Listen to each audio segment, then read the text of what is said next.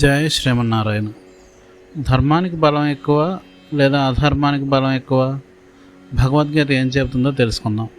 ఈరోజు భగవద్గీత ప్రథమాధ్యాయం 2వ శ్లోకం చూద్దాం. దృష్ట్వాత్ పాండవానీకం వ్యూఢం దుర్యోధన తదా ఆచార్యం ఉపసంగమ్య రాజా వచనం అబ్రవీత్.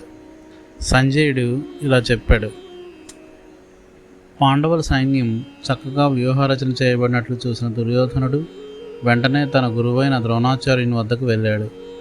శ్రీ రామానుజుల వ్యాఖ్యానాంసారం ప్రకారం దుర్యోధనుడి భయం పాండవుల సంఖ్యను చూసి కాదు, ధర్మం వారి పక్షంలో ఉందనే విషయాన్ని గ్రహించి. మన జీవితంలో కూడా ఇదే సత్యం. ధర్మంతో చేసే పనికి భగవంతుని అనుగ్రహం తోడుంటుంది. అధర్మంతో సంపాదించిన బలం బయట కనిపించవచ్చు, కానీ అంతరంగంలో శాంతినివ్వదు. కాబట్టి మనం ఎప్పుడూ సత్యాన్ని, ధర్మాన్ని, భగవంతుని ఆశ్రయించి జీవిద్దాం. అప్పుడు విజయం మాత్రమే కాదు, మనశ్శాంతి కూడా మన సొంతమవుతుంది. సర్వం శ్రీకృష్ణార్పణమస్తు.